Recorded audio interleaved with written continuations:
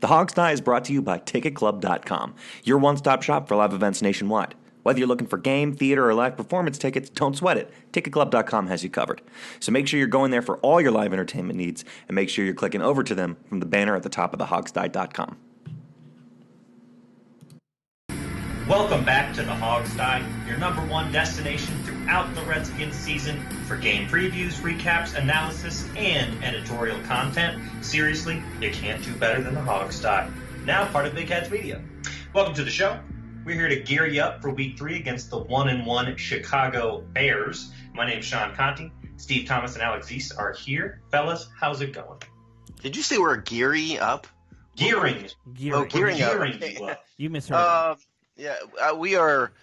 I'm in the Hog Sty's Houston office today, and we're recording in the midst of a tropical storm. Oh, which is currently coming shore, so that's fun. Jeez, yeah. Nothing like the flooding you had to contend with. What was that? 2 years ago now? Yeah, there's literally nothing like that. It's literally never happened anywhere in the history of the United States. That was wild, man. Well, I mean, we've had bad floods. Not like that. No, not in a long time. No, not ever. We had the most rain dumped in one area ever in United States history here in Houston. Oh, I was counting like other floods, like levees breaking. You know. Well, yeah, I'm talking about natural. Yeah. So it's like you came out of it dry as hell, didn't you? Well, I mean, I had water up to the driveway. Okay. It just didn't, it's just there's a golf course in my neighborhood, and that saved the whole neighborhood. Right. All the water went and flooded the golf course, and the golf course looked like a lake. But right, and you were also pretty far from where the worst flooding all hit in the area. Oh no, I wasn't. No, I absolutely was not. I thought it was mostly to the east of you. No, well, no. There was people were being rescued by boats off of rooftops 5 miles from here. Oh, okay. The next town over, which is less than 5 miles from here, all of it, the whole town flooded. We just got really lucky, basically. Wow, man. Yeah. Crazy. I remember that. Okay, well, like we said at the for top of the show here, we are your number one destination for recaps and game previews. We're going to get to that, but before we do, we have a couple little things to discuss. Little happenings in the news and a hot scoop here from the Hog Sty. So let's start with the obvious question. We're getting Trent Williams back this week, right, guys? Trent is back and practicing. Everybody's happy. Right. It was all just a big misunderstanding, kids. He was really here. We just didn't notice. Right. No. It seems like to me like Trent, the fan base is getting more and more frustrated with Trent. And it's probably because every week another reporter says, or D'Angelo Hall says he's going to be back in just a week or two. This is the time. It's going to happen any day now. And I think half the fan base is just frustrated with him and just wants to trade him for a bag of chips, and it doesn't matter, and they don't care, and they just want him gone. I'm in the minority. I think it's stupid to trade Trent Williams. Just let him suffer. Steve, it's not a minority when you're literally the last person. It's just look. Here's my point. Okay, let me explain my position on this. We know your position. You know my position. The listeners don't know my position. My position here is that Trent Williams is too valuable a commodity to give up just because he's unhappy. I couldn't care less that he's unhappy. He's a 7-time All-Pro left tackle, the second most important position in the game. Those guys do not grow on trees, and I couldn't care less that he's unhappy. I think a trade is the absolute last resort, and I don't think much is going to happen to his trade value between now and February. And personally, I just let him sit, and maybe he'll get over himself. Maybe Dan will get on a plane and go apologize and clean his toenails or something. I think the most likely thing that's going to happen is he's going to eventually retire. That's where I think it goes. Well, if that happens, it happens. I'm willing to risk like a 3rd-round draft pick. To maybe he'll come back. Well, I just don't see the urgency. I really don't. Yeah. Any hope at all that this gets resolved in some way this year during the course of this season as we continue to see the team go out there with the offensive line struggling mightily? You say no, Alex? Yeah. And for the record, I don't think, for all the Trent Williams issues and the line issues, his replacement Penn has been pretty good. He's filled in pretty well. His replacement Penn has been decent in pass blocking. They've been atrocious in run blocking. Yeah, absolutely awful in run blocking. That can be said about the entire offensive line.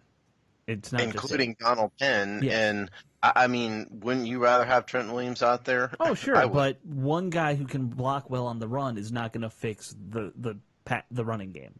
I don't know, man. I mean, he's a borderline Hall of Famer. It could fix a lot of things. Having him, he's the leader of the unit. They all respect him. They play better when he's there. Clearly, well, they need a new leader. How many people have we had on this show? Players we've had on the show extolling the virtues of Trent Williams. All of them do. He is one of the best offensive linemen in the NFL, or was at least for most of his career. I just don't understand why everybody's so anxious to get rid of this guy. I mean, what is their urgency? It's not that they're anxious to get rid of him. It's that they accept that he's never coming back. Yeah, we don't know that, though. We don't know that. And we're going to get draft picks back. That draft picks helps us in May. Right. You know what? I mean, why the rush? He's not hurting anything. The disruption to the team has already happened. He's literally doing nothing. Well, he's the not damage to the he's not team's doing anything. I don't know if it's getting any worse, but it's already happened there as well, because Morgan Moses basically wants out, it sounds like. I mean, he's going on the radio every week on a scheduled thing, bashing the front office and bashing the coach. So he's never said he wants out. He's never said it, but he's doing everything he can to talk himself out of it. That's the kind of thing that would be fixed, perhaps, if the leader of the unit was back. Well, he's not back, and until Bruce Allen goes down there and makes it right, or whoever it is. I don't think it's Bruce Allen. I think Dan Snyder needs to do it personally. But whoever's going to... And he won't. Because after 2 weeks, and however many more weeks this takes, it almost looks worse to bring him back at that point, after you've allowed the team to suffer for 6 weeks and get 6 losses or something. Then you bring him back and give him what he wants. Then everyone's just going to be like, well, why didn't you just give him what he wanted in the first place and avoid this 6-game losing streak? I just, if it was anybody but Trent Williams, I would agree with you guys and all you other guys, people listening. But Trent, I mean, you just can't find left tackles like this. There's a reason why they're valuable. I mean, anybody else, Le'Veon Bell, I would have kicked his butt out so fast. He's a running back. He's replaceable. Antonio Brown, complete train wreck, ruined the Raiders. He's a receiver. He's replaceable. Left tackles are not replaceable that easily. Well, I would actually argue a true elite receiver is not easily replaceable like Brown. Not at his caliber. It's easier than a left tackle at that caliber. Yeah, I mean, yes, but it's pretty close in my book. You're talking arguably two guys who are best at their position at some point. So. Fair enough. That's your opinion. I mean, that's fair enough. But I don't see the point. I really don't. I mean, why is he not tradable in February? Is anybody out there really think somebody's going to pay like 2 first-round draft picks for this guy? They're not. Well, all right. So the highest rumor was that the Patriots offered their 1, which is basically a 2. Rumor. Yeah. I mean, it's all rumors. There's the big rumor that was going around this week that the Niners were wanting to make a trade, but the Redskins won't trade with them because of Kyle Shanahan being there. Well, here's the and that's, by the way, that's petty. I mean, that's insane. That's Tom Petty level petty. That's beyond Steve level petty. That's Tom Petty petty. I'm not being petty. I'm just saying, if you're going to trade him, trade him. Get rid there's of him. A little pettiness with you. You've admitted I also don't think you need to let players win either. Why give him what he wants? What kind of precedent does that send if these players can whine their way out of DC? Well, I think I actually agree with that. You don't want to do that, but I think you need to come to the bargaining table as adults and figure it out. Yeah, and here's the bargaining table. If I were Dan Snyder, I'd say, okay, we're not trading you. That's not on the table. Right, that's fine. But then you have to say, what do we do to make this work? Well, if you would let me finish. Yeah. What I was about to say is, what can we do to make this work? Right. And I think it would matter if it came from the owner, not from Bruce Allen. Yeah, nobody trusts. I think it's come from Bruce Allen at this point. That's. I don't know. I mean, I don't know. We're not there, and that's the other thing. We really don't know what's in Trent's head. No. Maybe this is. Maybe it's just about money. Who knows? But I don't know. I just don't see the urgency. I think if somebody wants to trade for him, they're going to trade for him in February. He's a borderline Hall of Famer with a couple of years left. I don't know what the big deal is. He's not hurting anything at this point. I think my concern would be there's that point where he has to either show up or it doesn't count as a year for him, and we get another 2 years out of his contract or whatever. Right. I think at that point, in his mind, it's going to be either show up or retire. And I worry that he'll select the latter. Then if he retires, he retires. Yeah. Look, here's the baseline, seems to me, okay? Laramie Tunsil and Kenny Sills got traded for 2 first-round draft picks, 3 players coming back, and like a 4th coming back. It was a nutty trade, but they got a lot for That's what it was. It was Laramie Tunsil, Kenny Sills, and a 4th-round draft pick, I think is what it was, for 2 firsts and 3 players. That's what it was. And so that was a hugely massive, complex thing. And so if anybody thinks that a much older Trent Williams is going to get significantly more than Laramie Tunsil in a trade, I also think that's – oh, yeah. I don't think you would get that. Yourself. I think that's insane. I believe that Patriots rumor, though. I kind of believe that one. Do you? I don't know. I mean, so – just one pick. If we get a 3rd as opposed in February as opposed to a 2nd now, I mean, that makes me yawn. I don't care. I think it's worth a shot to try and make him happy. Hire him some hookers. I don't know what to do. Get him a big 5th of Hennessy or something. Some metaphorical hookers and maybe actual hookers. Whatever he wants. He did take that picture that people said were trying to figure out was it California or Las Vegas. So yeah, it's like California to me, but yeah.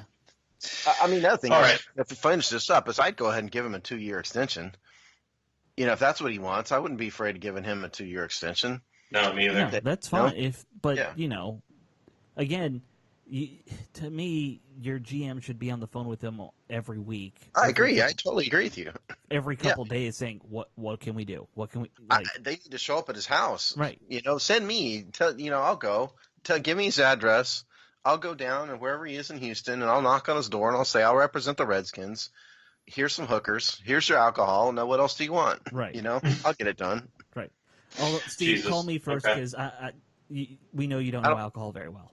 Yeah, and I also don't know where to get a hooker either. So. You don't know hookers well either. I don't know the Houston hooker scene. I'll have to get Sean to help me with that. There you go. There's a reason they keep me on the show, ladies and gentlemen. You just learned what it was. Or just all right. Let's move real quick through this next one so we can actually get to the Bears preview. But speaking of Trent Williams and players who love their teams and couldn't be happier where they are and are just extremely content, let's talk about Mr. Jalen Ramsey down there in Jacksonville. So, did you guys see this game by any chance? I didn't see the game, but I saw the highlights everyone's talking about with him picking a fight with the coach on the sideline, basically. Yes, and this is just the latest in a huge string of incidents with Jalen Ramsey and the coaching staff and other players, etc. Pretty wild scene. But we had some rumors about him. Or Steve, you have a scoop. Yeah, here's what I heard, okay? What I have heard, we all know Jalen Ramsey's unhappy. He's publicly asked for a trade. Apparently, the coach has tried to tongue kiss him and make up, and who knows where that is. But here's what I've heard. I've heard that the Chiefs, Ravens, Eagles, and Redskins are the teams that are interested in him, and that of those teams, 2 of them have made formal offers, 2 have not. I've heard that an NFC team has offered a 1st, a 3rd, and a 5th, and the AFC team offered a 1st and another player. Whether or not that's the Redskins or not, I don't know, but that is the scoop that I've heard. Personally, I think he wouldn't be a good fit for the Redskins, particularly. I mean, he's probably the best man corner in the game, so I get that, but the Redskins play a hell of a lot of zone. Right. And the Redskins are not good at tailoring their systems to players' strengths. I have a sinking feeling what they do with this guy is they bring him in and go, okay, we're glad you're here, Jalen. We love you. We're going to put you on the cover of Game Day magazine, and now go play cover 3. Right. And that's what's that going to end up with? It's going to end up with him in a fight with Greg Minuski on the sidelines in the middle of a game. Right. And that's my fear. Can I also say that level of trade, 1st, a 3rd, that's an insane amount. That's a terrible trade. And again, that's something somebody told me. That's not.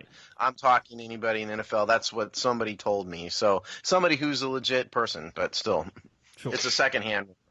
Yeah, that the terms of that trade are bad. I think he'd be a fun. Well, I see what you're saying, Steve. I think he'd be fine on the team. He'd be an asset. But yeah, I mean, why would you give up that much on this Redskins team right now for another corner? Yeah, and I mean, unless you're willing to take him and let him. Because really what he wants is to play press man on the number 1 receiver every week. Right. And the Redskins have done that on occasion. But are they really going to let somebody do that every week? They did it with Darryl Green 20 years ago. Right. beyond that, I don't know. The Redskins will play man, but I don't think. I mean, here's the thing. Sometimes. Usually, our secondary is lining up 10 to 25 yards off the receiver. Yeah, no kidding. Seriously. On every given play. And, I mean, there were plays last week where we had Dallas in like a 1st and 18 or something like that after a holding penalty. I don't remember exactly what the yardage was.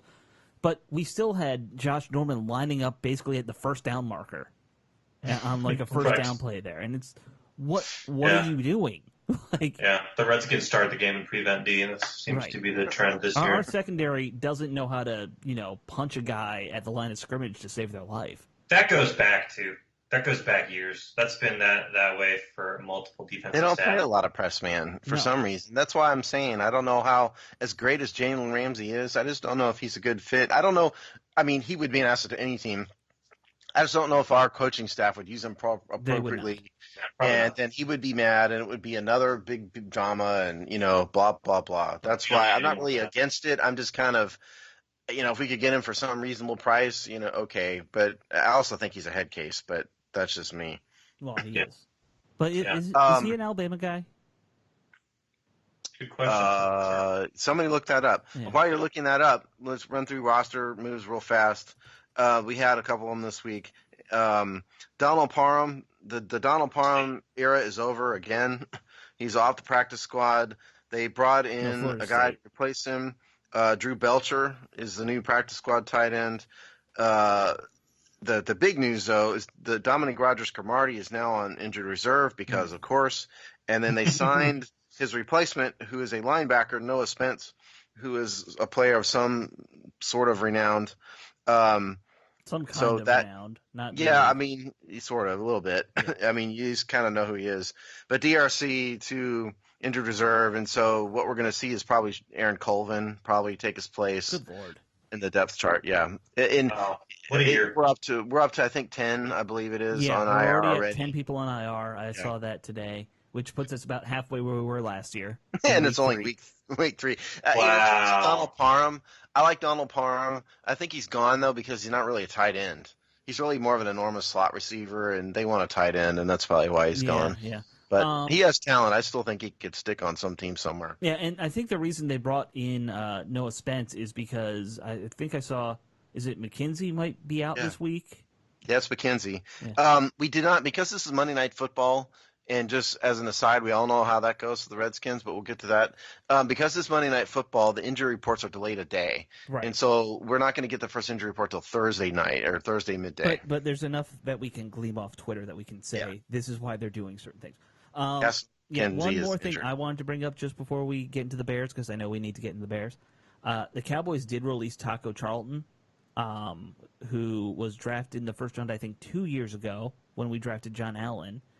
Kind of was a prospect I know we all had an eye on when he came out. Yeah. And I kind of look at this and I think it might be worth the Redskins trying to get him, because right now we do need some depth on the D-line. I don't think you make him a starter, but he could be a good depth. I think Taco Charlton is the name. Yeah. More than anything. I think we know him. You know who he is. Not you. You collectively know who he is, and so you kind of rooted for him. Truth of the matter is, here's what I think. Truth of the matter is, this is a 4-3 defensive end who got cut. He was a first-round pick who got cut in year 3. I don't know how that's depth. I don't know if I don't think we really need a 4-3 defensive end. He's 6'6", 280. And he's a defensive end.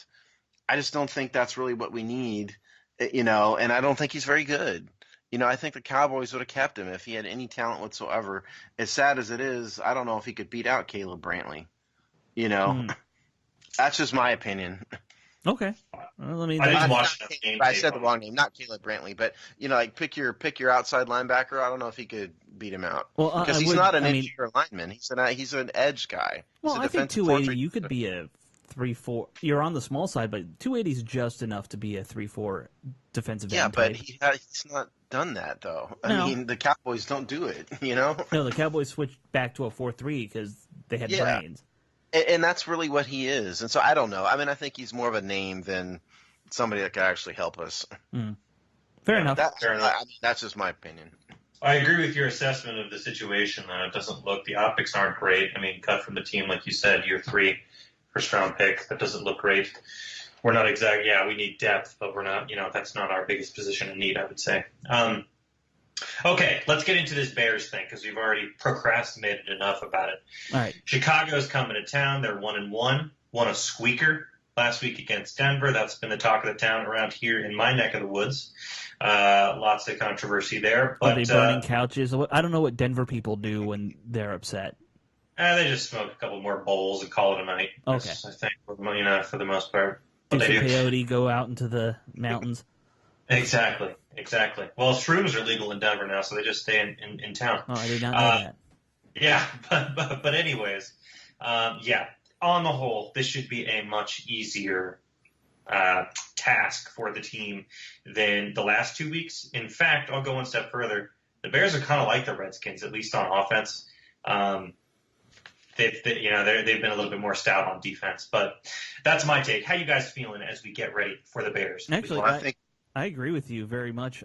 Watching the Bears play so far, their offense mirrors ours in a lot of ways. It's a lot of checkdowns. Their running game's a lot better than ours. They can actually run the ball. We can't. But I think they're mistake prone, just like we are. Yeah, like Trubisky will throw a dime and then he'll throw one right to the other team. Matt Nagy calls games very similar to Jay Gruden. It's interesting. Are we doing? I guess we're doing Bears offense. Yeah, and how our defense can stop them. Here's the thing about Mitchell Trubisky. I went back and watched his games from this year, and then some select stuff from last year and the year before. Mm-hmm. The reason why Mitchell Trubisky has had problems is his mechanics are just all over the place. His footwork is terrible. It's horribly inconsistent. His he never establishes a solid base. He's throwing from weird angles. That's why his passes go all over the place. Now, he fixed a lot of those things last year, and mysteriously his numbers went up. That's not an accident. This year, he's kind of back to 2017 statistics wise. Like he's at 58.3% completion percentage. He's at a 65% quarterback rating, which is 32nd. In the league. He's been atrocious. He's been terrible. And what I saw out of his mechanics in the first 2 weeks is he's back to doing weird things again. And the other thing is, if you watch in the book on him is this, and what I saw it on film, I think I agree with, he panics when you blitz him. Yes. So if there's ever a time that Mr. Minuski needs to dial up some blitzes, which I know he doesn't like to do, it's this week. Because if you really get old Mitchell back on his heels, he will literally throw from off his heels, and the ball's no telling where the ball's going to go. So I think that's Trubisky's problem. I don't think he's very good.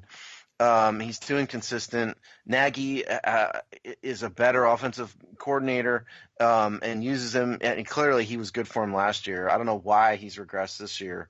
But so that's Trubisky. I think from a numbers perspective, they're a bottom 3 offense. Yeah, 31st in points. Yeah. They've been terrible. 30th in total yards. They've been terrible. 28th in passing yards, 18th in rushing yards.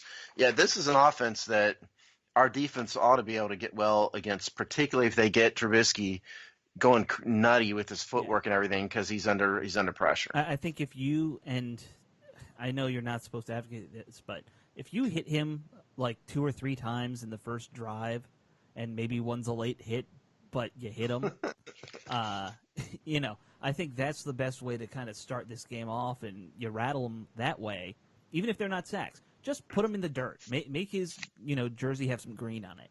And you know what I think we ought to do? That'll help. I think we ought to get a pool going. And we'll get our listeners to contribute like $10 a listener, and we're going to send it to the team, and we're going to say whoever hurts Mitchell Trubisky gets this money courtesy of the Hog Sty. Right. How about that? That has never worked badly before, right? No, it's never gone bad. Greg Williams approves. Right. Because they're awful. No, please don't do that if you're listening. Right. Send us money by all means, but we're going to keep it. We're not giving it to, Also, why aren't the players sending us money to talk nicer about them? That's something we should be working Yeah, you're on. right. Angle. We should give more, yeah. So anyway, Bears, the running game, they have a decent running back who has actually gained some yards, David Montgomery. Yep. Yeah, he's decent. He has 80 yards, which is to say more than our entire team combined. Right. No, that's not true, is it? It is true. It is true. We will get to that when we get to the Redskins offense. Wow. We haven't gotten 80 yards. Wow. Okay. No, we have not. But he's been averaging 3.3 yards per attempt, which isn't good. It stinks. But on the other hand, they're facing the Redskins defense, which is awful. So, we'll never know. But I think this game, it all rides on Trubisky. If for some reason, mysteriously, he puts it all together, he can play, and he proved it last year. Proved it. Yes. Because he was at times great. And with him, it's just a matter of consistency, and you got to throw him off his game. And when you do that, his mechanics just go crazy and nutty, and he's never going to do anything. So blitz this guy relentlessly, never stop. Mm-hmm. Blitz him every time. Who are their receivers? You got Allen Robinson. Is that a speed guy? No. None of their receivers really scare me when I was looking at their receivers. Yeah, I mean, Cordarrelle Patterson, yes, he scares me. He hadn't done much this year. Taylor Gabriel, had some success in Atlanta. I mean, they're not awful, but it's nobody that I don't think we can't, we should not blitz and worry about. Just don't give him a 15-yard cushion. I think even though, we've had issues with Norman's play and our secondary's a little beat up, just play these guys a little tight and don't give Trubisky giant windows to throw in, and we'll be fine. I would agree. They have faced two generally middle-of-the-pack defenses so far this year, have not been able to score consistently.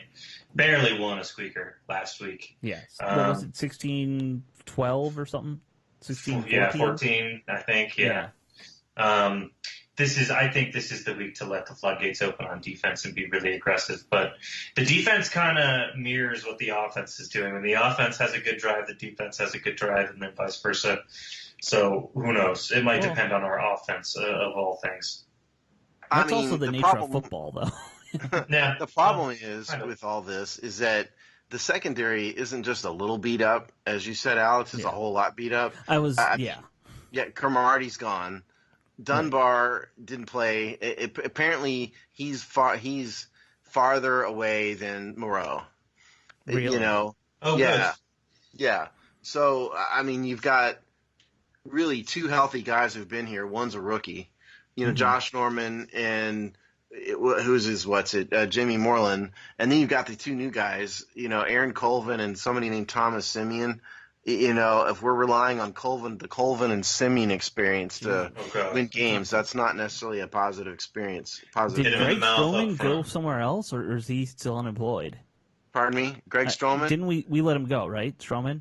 He was waived with an injury designation, and quite frankly, I haven't caught up with him to see what happened yet, so I'll figure that out at some point here in the next couple days. It's not a high priority because it's Greg Stroman. I forgot. No, he's either going to be on RIR or somewhere else, and I just haven't paid attention. Jesus. Well, I think we've said it pretty well. The secondary is kind of a crapshoot right now. Their receivers are kind of a crapshoot. Yeah. If we want to control this game, we're going to control it in the trenches. Our blitzers are going to find pay dirt, and they're going to keep Trubisky off balance and flustered. That's the way to win in this game because we can't trust our secondary right now. No. Yeah, John Allen has practiced Wednesday, so that's a positive. That doesn't mean he's going to play necessarily, and that doesn't mean he practiced fully, but at least he was doing something, so keep your fingers crossed. I didn't think we'd see him for another couple weeks. We might not, but, I mean, he was on the field, at least. Because, again, I mean, Jay Gruden explicitly said we're not talking injuries today being Wednesday. I'm sure he's sick of it. It's just 3 years. 3 years in a row. It's just ridiculous injuries. I'm sure he probably at this point wants to fast forward to week 16 and be done with it. Yeah. He's ready for his next job. Yeah, I think that's true.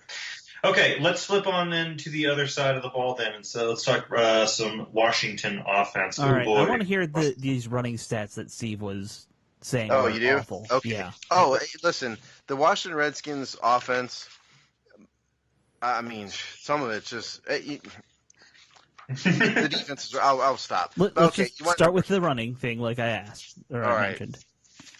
Okay, so running, we have, drum roll please, 30 attempts for 75 yards. Hey, now that's just awesome. We have 2.5 yards per attempt, 37.5 yards per game, 1 touchdown. The 30 attempts is ranked 30th. The rushing yards is ranked 30th. The rushing yards per attempt is ranked 30th. Yes, there actually are 2 teams that are worse, which is just amazing. But the bottom line is the Redskins have almost literally done absolutely nothing in the run game for 2 weeks in a row. Well, our most effective runner so far is Sims, so I'm not surprised by any of that. He's a wide receiver who's not an every down. No, he's running a triple option play 3 times. If you watch closely, this is not Adrian Peterson's fault. Oh no, or Darius guys. It's that the offensive line has been a complete disaster when it comes to run blocking. I mean, atrocious. And I don't know if there's any reason to think it's going to get any better. The Bears defense. You guys want to hear about the Bears defense? Not really. No, we know they're good. I mean, 7th in rushing yards. Teams are averaging 3 yards per attempt against them. We'll be averaging so far. 1. Yeah, right. So cut our 2.5 in half. Right. That's where we're going to be. Listen, they're good, and there's no reason to suspect that the Redskins are going to mysteriously be able to run on these guys, Peterson or no Peterson. Did you guys instantly see the video? The reporter asked him. This is so funny. I just saw it right before showtime, our showtime. Somebody asked him, okay, if you could just truck one of your teammates, who would it be? And he goes, he said, well, I know there's not really a teammate I would want to do that to necessarily, but there's a couple people in the front office I damn sure would. Wow. And at that point, the reporter went, nope, cut. We're done.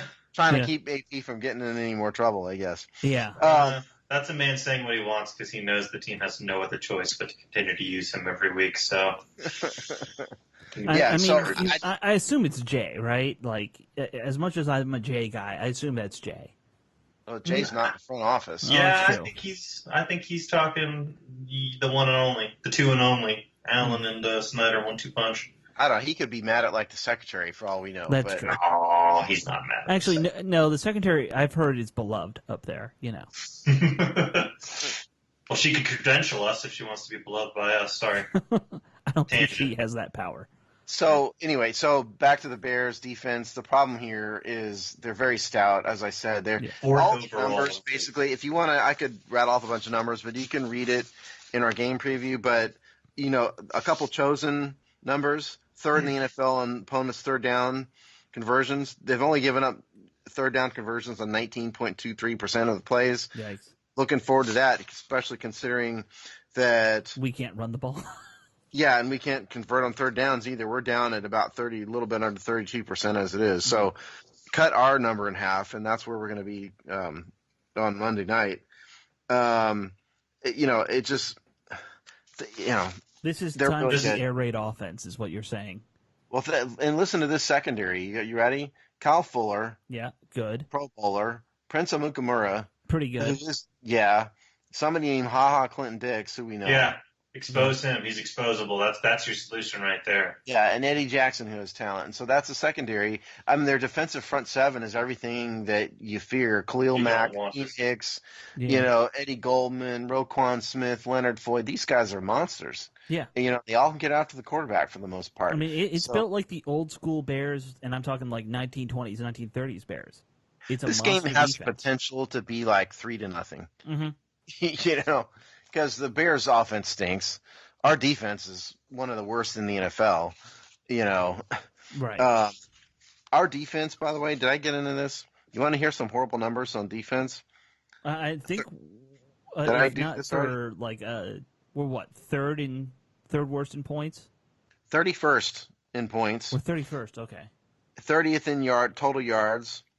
30th in yards per game. 29th in yards per play. 31st in rushing yards. 25th in passing yards. We're 32nd and last in 3rd down conversion, opponent's 3rd down conversions, meaning we've given up more 3rd down conversions than any other team in the NFL. Yeah, we played awesome. 2 really dynamic offenses, though. Dallas is number 2 in the league right now offensively. I know what you're saying, Steve, but I think we're not quite as bad as the stats would suggest right now. We might not be, but I mean, right now they are where they are. Certainly the Bears aren't going to run up. the thing about stats this early, where you're going to see some extremes, like some guys there's a whole bunch of guys who are over 75% completion rating still. That's going to go down as the league goes on. I've been tracking these stats for 4 years. I understand. Yeah. And the Bears, like we were giving up 168 yards per game rushing. The Bears aren't going to do that. No. There's no way the Bears are going to. If it is, they truly need to hang it up and just cancel the season, and save us all a lot of trouble. But the defense has been atrocious, and I can't point to any one particular stat on here that says, hey, we're pretty good at this, because there aren't any. Right. They've been atrocious on everything across the board, and there's zero redeeming statistics defensively for the Redskins. The only thing that's kept the Redskins respectable, and I know we're running out of time, but it's kind of surprising. It's been that Case Keenum has been a pretty good quarterback to this point. Yep. He's averaging 300 yards a game, and we've found a number one wide receiver in Terry McLaurin. I mean, you know what his quarterback rating is? I actually do. It's like 111, right? 111.2. Okay. Amazing. 111.2. Because I know there's some folks out there who are on the season's over, whine and cry. Right. Let's start Dwayne Haskins now. You know what? I mean, it would go really bad if you did that. Dwayne Haskins is a rookie. He's going to have growing pains. We're facing one of the best defenses in the NFL. Keenum has been good. Has he led us on a miraculous comeback, game-winning drive? No, he's not going to do that. He's not a franchise quarterback. He's not going to do that. But he's been good. He hasn't thrown interceptions. He's gotten away with a couple for sure. He's missed some reads. But overall, he's not hurt the team, and he's doing okay. Yeah, and that's the least of our problems. Top 10 in almost every category, statistically. For the most part, he's about 10 in every category. 69% completion percentage so far. That's good. That's 10th, believe it or not. Yeah. Yardage 10th, quarterback rating 8th. I mean, Case Keenum is not the problem. Right. The problem with this team is that the offensive line, Jim Brown cannot run behind this offensive line. Right. That's the problem. Right. And, the scary thing about that is I don't know how to fix that. Like, with what you have. Don't. Yeah. With what you have, you can't fix it. Yeah. You know how you fix it? Trent Williams. Well, that would fix maybe one run. No. That fixes one gap, Steve.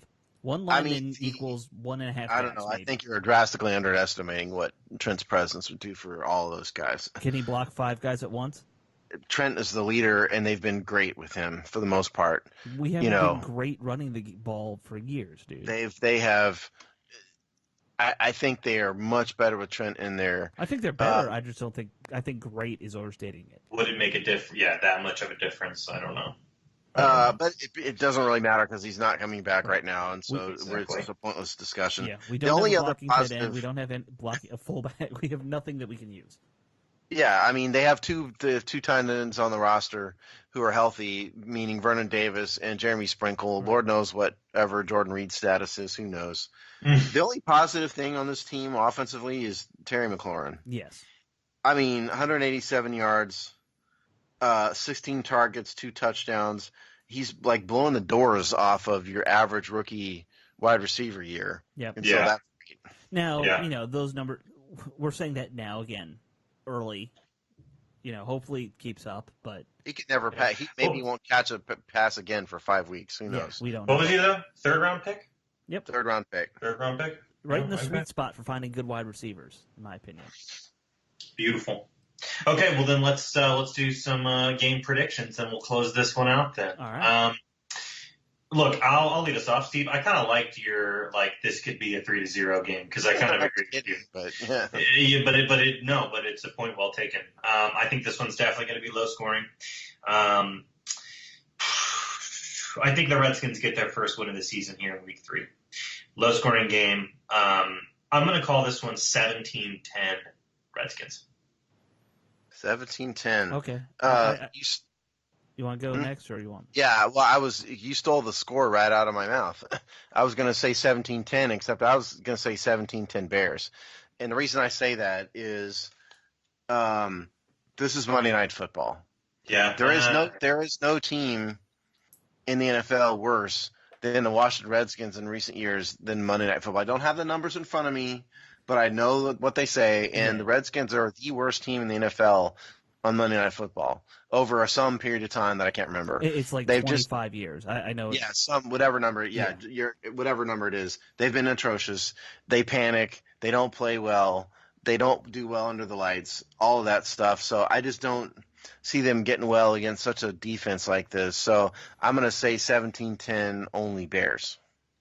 I think that this might, initially I thought that this would be a week we get blown out because the Bears played so well last year, and I'm pretty sure I predicted a loss. Yeah. But I am changing my mind too. I'm going to actually say the Redskins win this one, and I'm going to say it's going to be something like some terrible 10-7 game, The most boring game ever. Yeah. That ESPN's ready to just hang themselves and put on like pro darts or something instead. Exactly. I'll watch pro darts. Yeah. Hey, Rick Snyder talks about darts almost every single time on the show.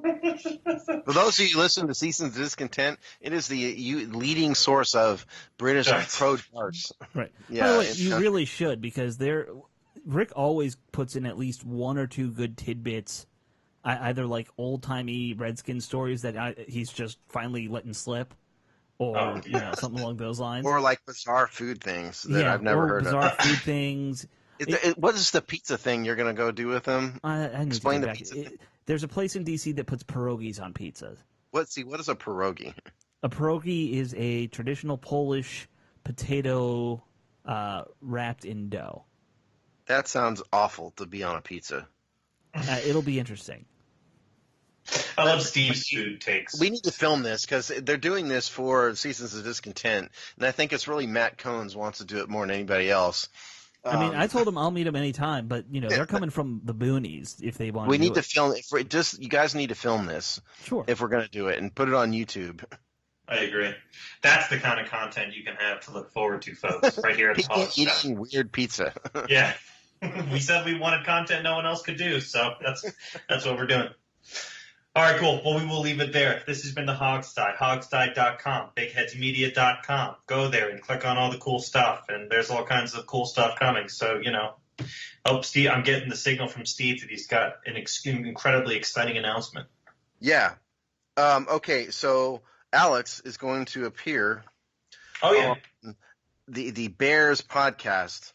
Oh, right. The Big Heads Media Bears podcast, and I'm sitting here struggling to find the name of this podcast. If you give me 1 second here, I'm going to vamp and I'm find it eventually. You don't know their names? I'm going to get it just a minute here. They have like 800 podcasts on Big Heads. It's okay. Yeah, okay. It just says the Bears podcast, so maybe there isn't a name. No, here it is. The 46 podcast, meaning the 46 defense. Alex East will appear on the 46 podcast, so check that out. He's going to talk Redskins and argue with the purveyor of that podcast about how great the Washington Redskins are. Right. Beautiful. That's when you that's recording what that I'll up? do, right. When is that recording? Recording that tomorrow night. So I'm assuming it'll be up Friday. Thursday. Yeah. Okay, so check in then the end of the week there on bigheadsmedia.com for Alex's appearance. What was it, Steve? The 46? The 46 podcast. Yeah. Go to Big Heads, you'll find it. Beautiful. Okay, we'll let you folks get back to your life. We will see y'all right after the Bears game, right here on the Hog Sty. Take care.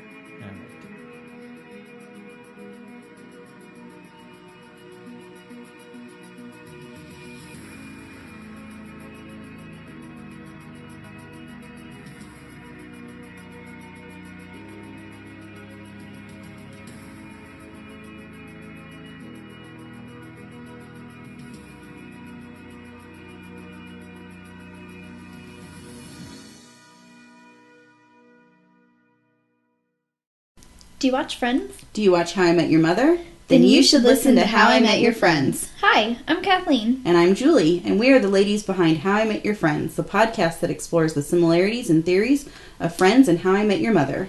Every week, we watch an episode from each show and dive deep into the crossovers and catchphrases. So if you've ever noticed the similarities between these fantastic shows, come check out our podcast. You can reach us on social media at How I Met Your Friends Pod or email howimetyourfriendspod@gmail.com.